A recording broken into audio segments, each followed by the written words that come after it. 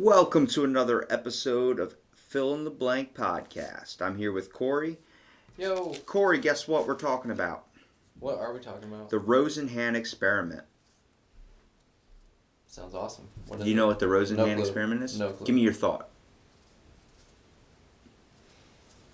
Nope.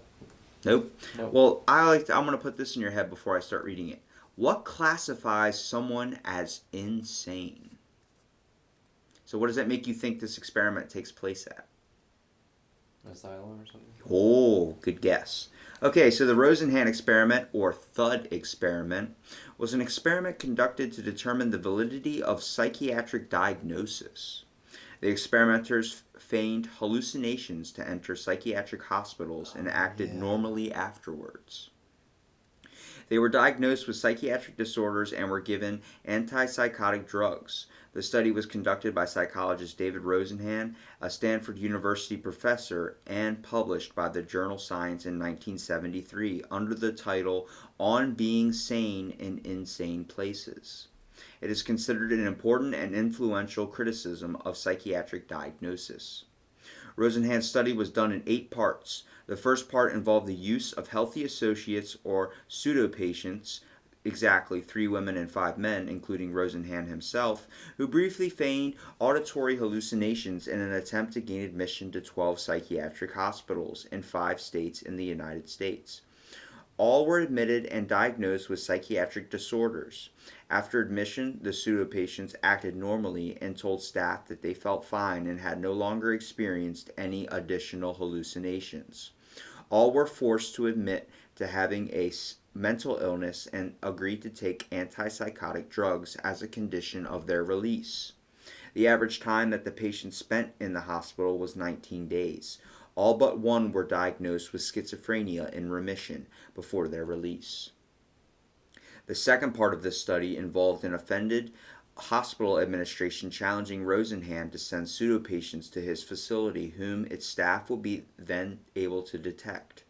Rosenhan agreed, and in the following weeks, out of 250 new patients, the staff identified 41 as potential pseudo-patients, with 2 of these receiving suspicion from at least 1 psychiatrist and 1 other staff member. In fact, Rosenhan had sent no pseudo-patients to the hospital. While listening to a lecture by R.D. Laing, who was associated with anti-psychiatry movement, Rosenhan conceived of the experiment as a way to test the reliability of psychiatric diagnosis. The study concluded, it is clear that we cannot distinguish the sane from the insane in psychiatric hospitals, and also illustrated the dangers of dehumanization and labeling in psychiatric institutions. Mm-hmm. It is suggested that the use of community mental health facilities, which concentrated on specific problems and behaviors rather than psychiatric labels, might be a solution, and recommended education to make psychiatric workers more aware of their social psychology of their facilities. So out of all that, it really bolsters the effect of what classifies someone as insane. I like how they're saying there's problems with, like, as soon as you label somebody, like, just it's problematic to label somebody anything because then it screws up the rest of the treatment. Well, we talk a lot about a lot of benefit for mental institutions. There is a lot of flaws when it comes to how these people are cared for and how these people are diagnosed. Mm-hmm. A lot of times you can chalk up a mental illness or a mental disorder just to having ADHD, which I don't think is that simple. A mental illness, in my opinion, I don't think of ADHD as a mental illness. I don't think I have a mental illness. I think I have a mental handicap. There's definitely something that provides a benefit and also takes away a little bit and makes it harder, like a burden and a curse. You know what I mean? Like yeah. A burden and a benefit. Yeah. But when we look at this, being able to fake hearing voices and being able, as a psychiatric, it's very important, I think, just like a therapist, to be real and to also be very able to detect lies or fake stuff. Like being a judge. Mm-hmm. You want to know who's lying to you under oath. Even though you're under oath, how much is that oath really effective if the person is not a religious figure or not a religious person? You're swearing on the Bible, that's just a piece of paper to you. Mm-hmm. So when a judge, a lot of, like a thing like goes back to my other podcast about truth wizards, talks about being able to, a certain number of people in this world can detect lies. and it's good for certain positions like police or types of law enforcement type of job, where you need to find who is the right in this scenario. You have to look at both sides of the case. So when you are in a psychiatric and you're an official at a hospital trying to diagnose somebody with a mental disorder and wondering if they're actually going to harm the public or themselves or anybody around them, you have to be able to distinguish if that person is real or fake or experiencing just an affliction. Because what you can chalk up mental illness to be, and this is where my mind just wanders, is that mental illness is an affliction. But how deep of an affliction and how harmful is it to those of that person and the others around them? It might just be self-harming, or is it the type where you hear about someone shooting up a McDonald's or a movie theater? Mm-hmm. Yeah. So it's when this scientist on the first case, or was psychiatric, whatever you want to call them, decides to send these people into this hospital to basically say, hey, we have mental disorders. Go to different hospitals. We have mental disorders, and they get checked in. One thing that was weird was when the patients, the pseudo patients, the ones that were faking the illness, when they got admitted into it and they were being locked in the facility, the way they were treated was terribly. They talked about, which brought up the ethics of a lot of the institutions that were down there, because it wasn't just one. They went to different schools across different states, and it seemed to be everywhere. They would sit there and say, look, we need to get out. We're not actually mentally insane. That's not the thing. And the main psychiatrist who was funding this experiment and was doing this experiment knew this was going to happen. So he had to not go in at the same time as them to be able to get them out after a certain amount of days. Because after a while, these people are like, seriously, let us out. We need to go home and see our families. Like, it's not a thing. We're not crazy. We're not like these other people in here. But they've been labeled. Yeah, but the institution just was like, yeah, keep talking, keep rambling off, just eat your food and shut up. Yeah, take your pills.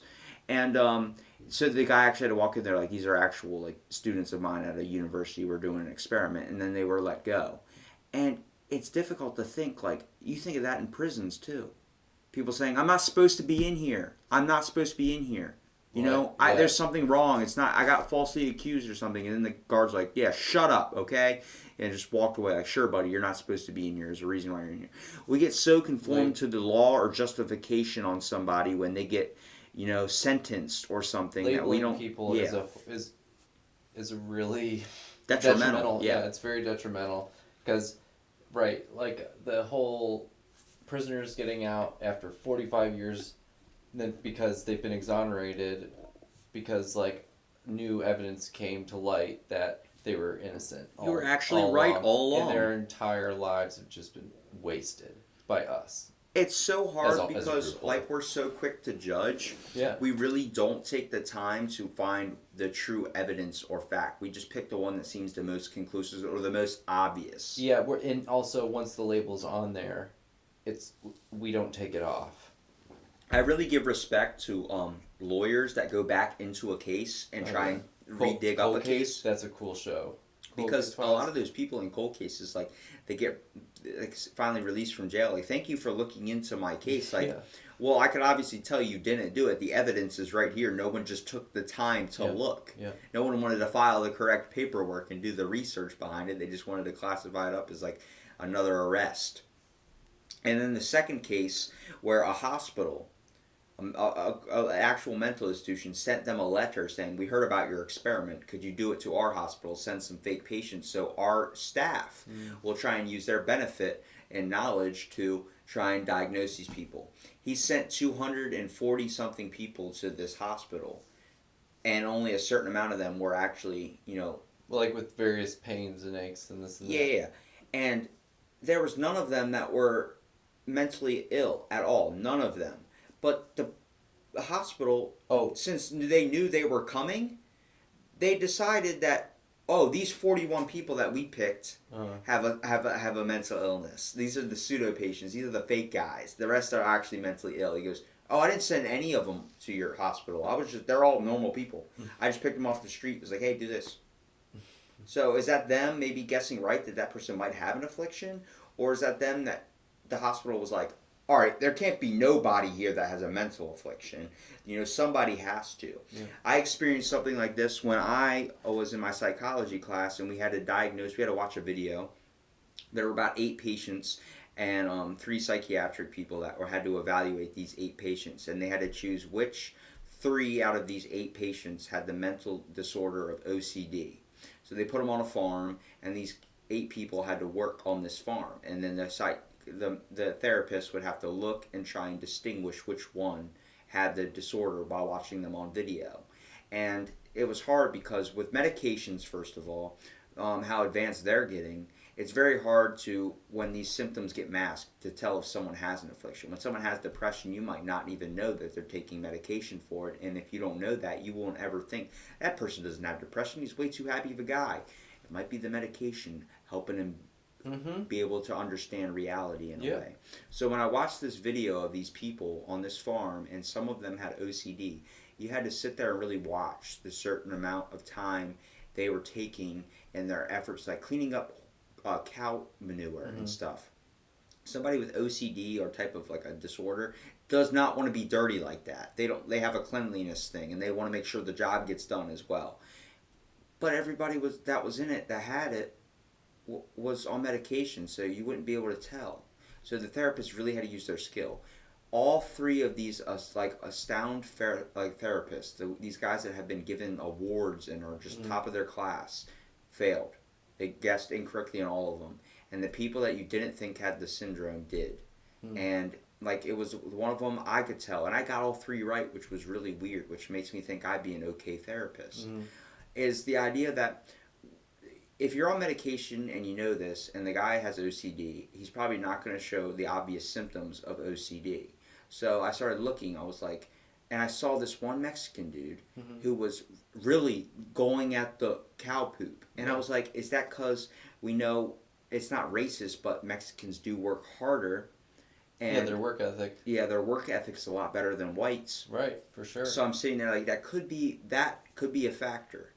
And then I started looking more deeply into it. I was like, no, he's really making sure he gets every last spot. And that is an OCD symptom. Making sure you cover all ground. Like making sure you flick a light switch twice so someone doesn't die or your house doesn't burst into flames. Like, it's being, when we talk about overly compulsive, it's about being like going back over your stuff too. Redoing your work and making sure it's done 100% right. There's no flaws or mistakes, and that's what he was doing. He did better than everyone. And then at another woman that was kind of standing off to the side, like not trying to get in it, not trying to get dirty, not trying to get any of that stuff on her. I was like, yeah, but you can't chalk that up because who wants to be hopping in cow shit? Right. You know what I mean? And even more so women. So I did not think it was her. I thought it was the guy next to her that was kind of like going through it a little bit and then kind of standing off to the side and then going on through it again. Like, just like seemed like he was doing a little bit amount of work. And that's why you might say, why would you think him? He just might be a lazy guy. Well, I thought of that because it seemed like the medication was working enough, but not enough. And I chose him as my second one. And then at the ending, it was weird because everyone was getting washed off, was trying to get clean, and you know, the girl that really didn't get dirty, she still wanted to get kind of washed off, which made me come back to her. But then I thought about the person next to her that was using the hose and washing everyone off for themselves. So the other people didn't have to use the hose. He was making sure he got everyone good. And I was like, that's a compulsive thing because he's trying to make sure he gets every last spot and he doesn't want to feel like anybody got left out. I was like, that is a totally compulsive thing. And I got all 3 right. And these astounded therapists did. And I was like, yeah, I'm better than you. But no, it's just the whole thing. It's amazing to think how far medication has come in good and bad ways, obviously. But the fact that it can mask a type of symptom like this where you wouldn't ever think someone had an affliction of some sort. So I wanted to give that as my little thought. Well, 3 examples behind this follow. Basically, the main one I thought of really back to was a pseudo patient is faking an insane person to gather advancement to an institution. How long could a person fake being insane? That's my question to you. How long do you think someone can fake having a symptom? Indefinitely, as long as they want. But really, being able to keep it up 100% and making sure no one sees that it's bullshit. Well, considering the label's already on there and they were trying to just feed I meant if you had a real psychiatrist that actually cared about finding the real reason. They might see some inconsistencies and try to call it out, but like... It's a rare case. But they might not, I mean, if somebody wants to lie, they can lie. Well, let's talk about the pseudo patient experiment. Or, you know what I mean. Mm. Rosenhan himself and 7 mentally healthy associates called pseudo patients attempted to gain admission to psychiatric hospitals by calling for an appointment and feigning auditory hallucinations. The hospital staff were not informed of the experiment, and the pseudo patients included a psychology graduate student in his 20s, 3 psychologists, a pediatrician, a psychiatrist, a painter, and a housewife. None had a history of mental illness. Pseudo patients used pseudonyms, and those who worked in the mental health field were given false jobs in a different sector to avoid invoking any special treatment or scrutiny. Apart from giving false names and employment details, further biographical details were truthfully recorded. During their initial psychiatric assessment, the pseudo patients claimed to be hearing voices of the same sex as the patient, which were often unclear, but which seemed to pronounce the words empty, hollow, or thud, and nothing else. These were words chosen as they vaguely suggest some sort of existential crisis, and for lack of any published literature referencing them as psychotic symptoms. No other psychiatric symptoms were claimed. If admitted, the pseudo patients were instructed to act normally, reporting that they felt fine and no longer heard voices. Hospitals' records obtained after the experiment indicate that all pseudo patients were characterized as friendly and cooperative by staff. So all were admitted to 12 psychiatric hospitals across the United States, including run-down and underfunded public hospitals in rural areas. Including or like focused on. That's also an interesting part of the control. Like, what is their Education? no, like shoot, there's a word I'm looking for.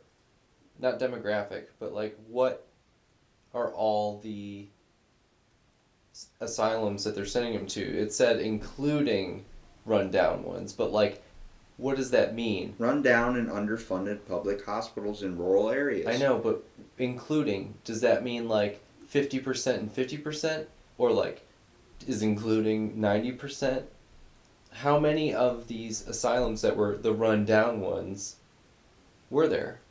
Because if you focused on just those ones, that's going to affect the truth of your outcome. Well, they also tested urban university-run hospitals with excellent reputations as well, and one expensive private hospital.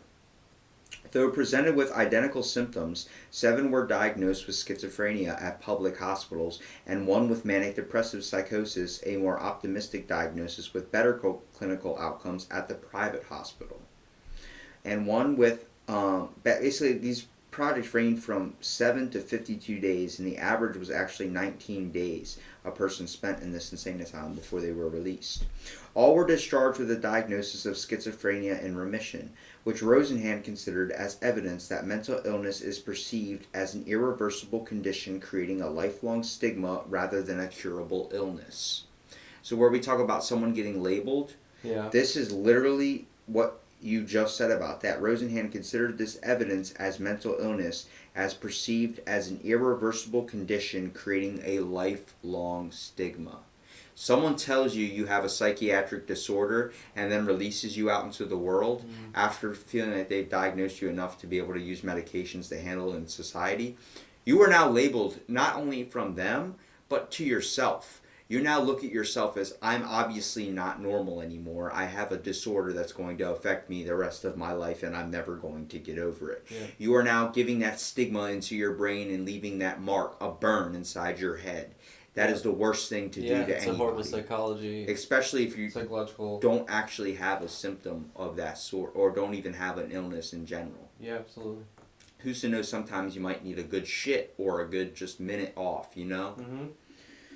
So, despite constantly and openly taking extensive notes on the behavior of the staff and other patients, none of the pseudo-patients were identified as imposters by the hospital staff, although many of the other psychiatric patients seemed to be able to correctly identify them as imposters.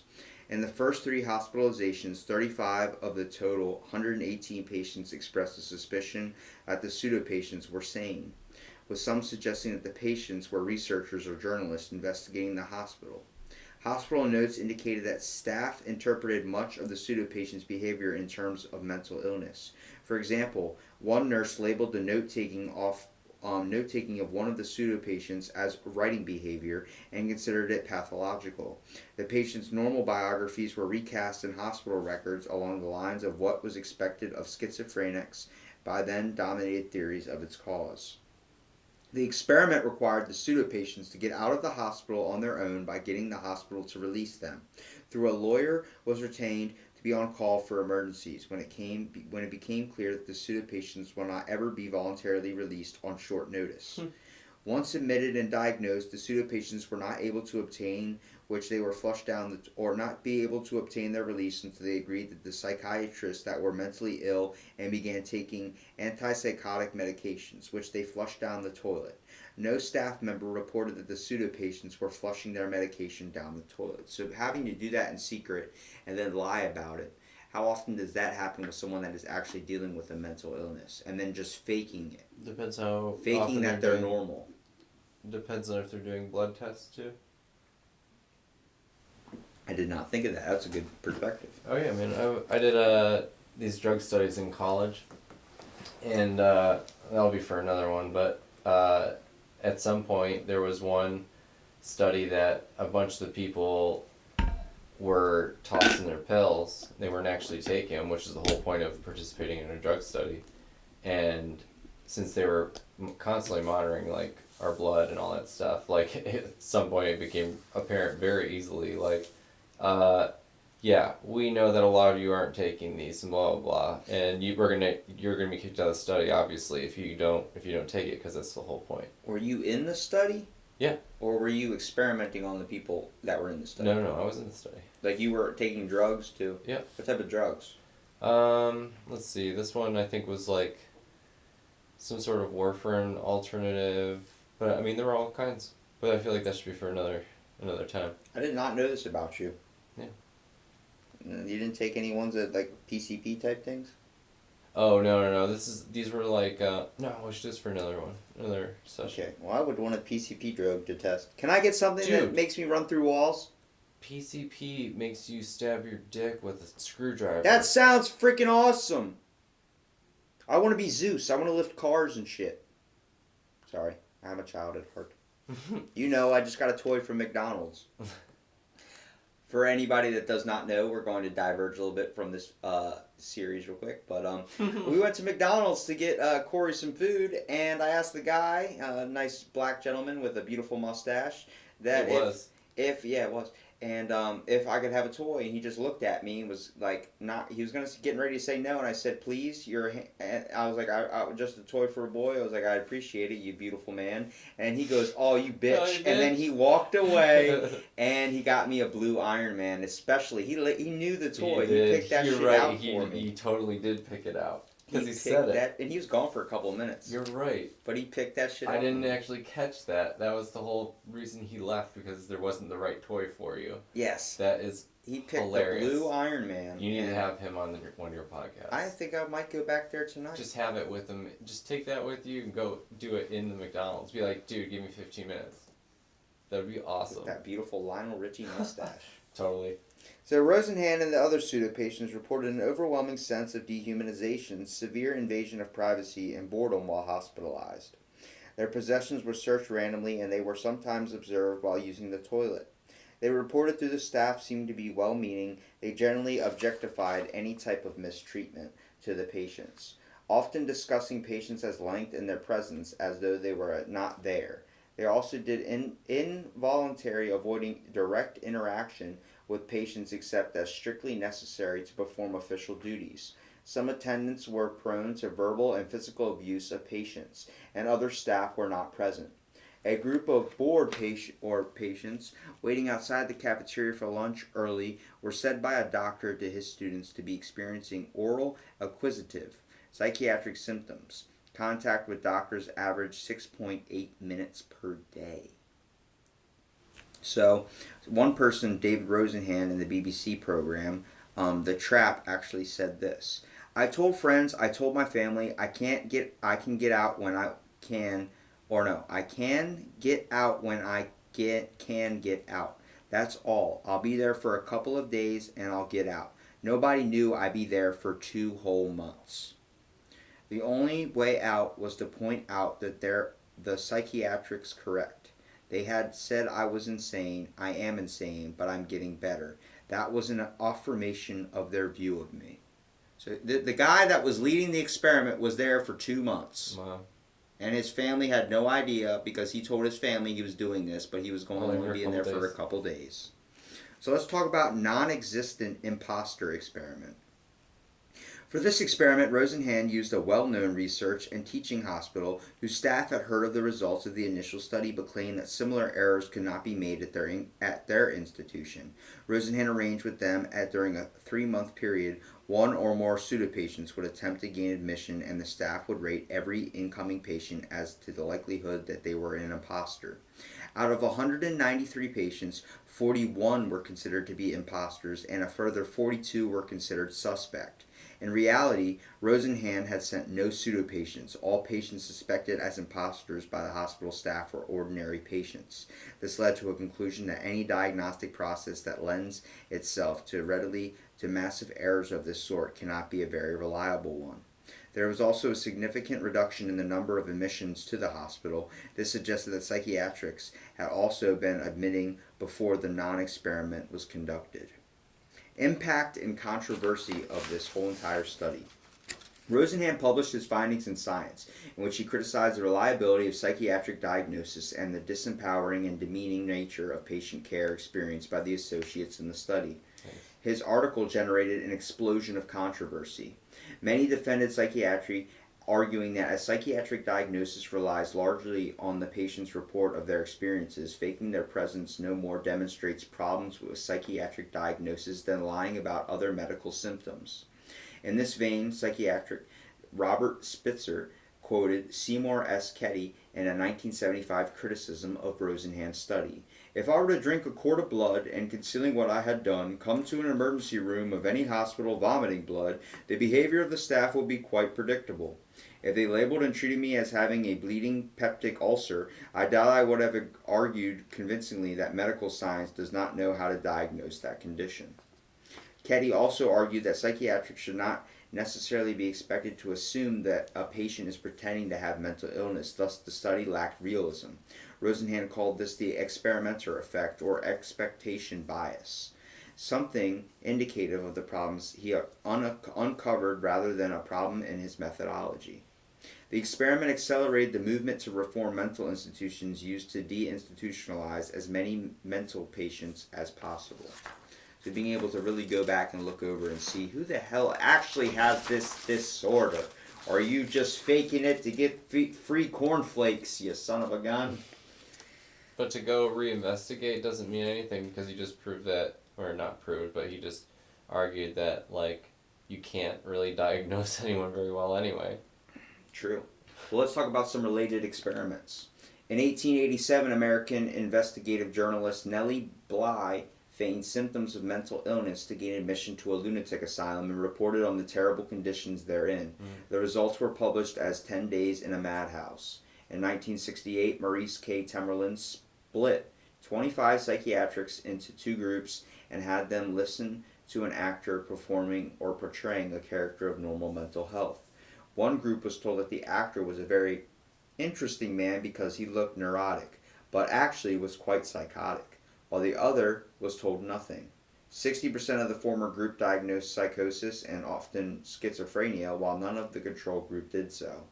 In 1988, Loring and Powell gave 290 psychiatrists a transcript of a patient interview and told half of them that the patient was black and the other half white.